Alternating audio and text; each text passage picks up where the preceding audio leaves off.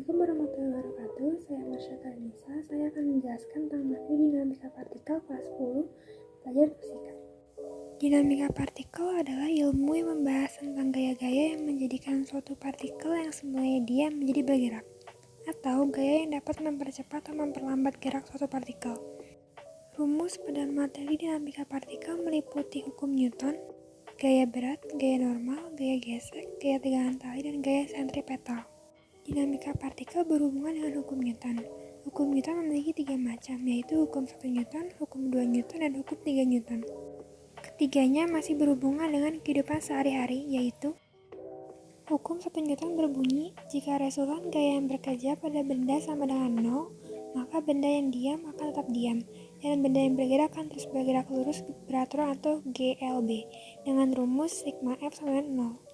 Contoh kehidupan sehari-harinya yaitu mobil yang berjalan dan lama-lama semakin melambat. Selanjutnya ada hukum 2 Newton. Hukum 2 Newton berbunyi jika satu gaya atau lebih bekerja pada satu benda, maka percepatan yang dihasilkan berbanding lurus dan searah dengan resultan gaya dan berbanding terbalik dengan massa benda, dengan rumus sigma F sama dengan M kali A. Lalu ada hukum 3 Newton. Hukum 3 Newton berbunyi, jika suatu gaya atau aksi diberikan pada suatu benda, maka benda tersebut memberikan gaya reaksi yang sama besar dan berlawan arah dengan gaya yang diberikan, dengan rumus F aksi sama dengan min F reaksi. Dalam materi dinamika partikel, kita akan membahas 5 macam gaya. Yang pertama ada gaya berat. Secara matematis, rumus gaya berat dituliskan sebagai berikut. W sama M kali G. Dengan keterangan W sama dengan gaya berat dan satuannya N, M sama dengan massa benda yang satuannya kilogram, G sama dengan percepatan gravitasi yang satuannya M kali S pangkat. Gaya berat atau biasanya disingkat dengan berat adalah gaya gravitasi yang bekerja pada suatu benda bermassa. Lambang gaya berat adalah W yang merupakan singkatan dari weight. Arah gaya berat selalu tegak lurus menuju pusat bumi. Yang kedua ada gaya normal. Gaya normal adalah gaya yang bekerja pada bidang yang bersentuhan antara dua permukaan benda, yang arahnya selalu tegak lurus dengan bidang sentuh. Lambang gaya normal adalah N. Berikut adalah beberapa rumus yang berhubungan dengan gaya normal. Yang pertama ada rumus gaya normal benda di bidang datar, yang N sama dengan M kali G. Rumus gaya normal benda yang ditekan di bidang datar adalah N M kali G plus F.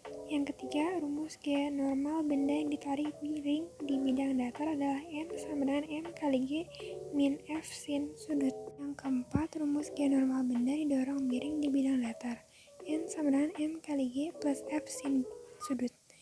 Yang terakhir ada rumus gaya normal benda di bidang miring, N sama dengan M kali G cos sudut. Ketiga, ada gaya gesek. Secara matematis, rumus gaya berat dituliskan sebagai berikut.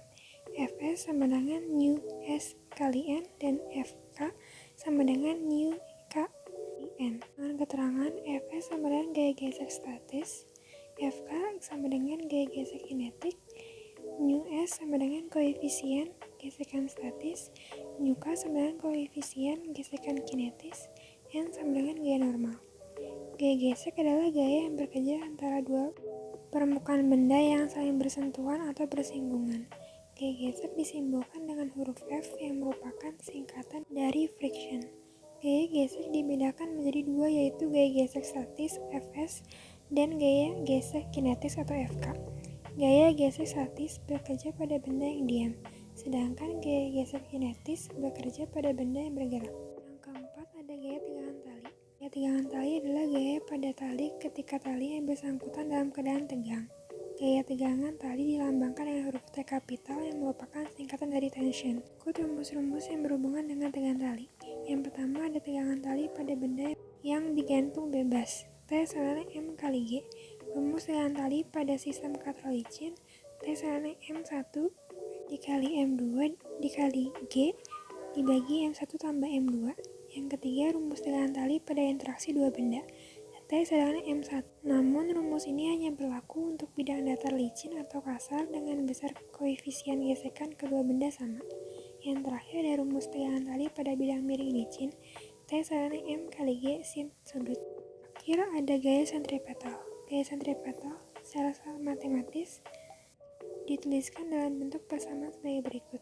sigma Fs sama dengan M kali F kuadrat bagi R, atau sigma Fs sama dengan M kali omega kuadrat kali R, dengan keterangan Fs sama dengan gaya sentripetal, M sama dengan massa benda, V sama dengan kecepatan linear, omega sama dengan kecepatan sudut, R sama dengan jari-jari lintasan. Gaya sentripetal adalah gaya yang bekerja pada benda yang bergerak melingkar dengan arah selalu menuju pusat lingkaran. Selanjutnya saya menyiapkan 3 contoh soal yang dapat kita kerjakan bersama-sama. Soal pertama, sebuah balok memiliki massa 0,8 kg ditarik ke kanan dengan gaya sebesar 4 Newton. Tentukan percepatan benda jika A. Bidang licin, B. Bidang kasar dengan koefisien gesek kinetis 0,4. Pertama-tama diketahui F sama dengan 4 Newton, M sama dengan 0,8 kg, dan ditanya percepatan pada bidang licin dan kasar. Jawab yang A. Bidang licin. F sama dengan M kali A. 4 sama dengan 0,8 kali A. A sama dengan 5 M per S kuadrat. Yang B. Bidang kasar. Sigma F-nya sama dengan 0. N min W sama dengan 0. N sama dengan W. Berarti W sama dengan N kali G. N sama dengan 0,8 kg dikali 10 ms atau gravitasi. Hasilnya N sama dengan 8 Newton. FK sama 0 kali 4 kali 8 sama dengan 3,2 Newton. F sama dengan M kali A. F dikurang FK sama dengan M kali A. 4 dikurang 3,2 sama 0,8 kali A. 0,8 sama dengan 0,8 A.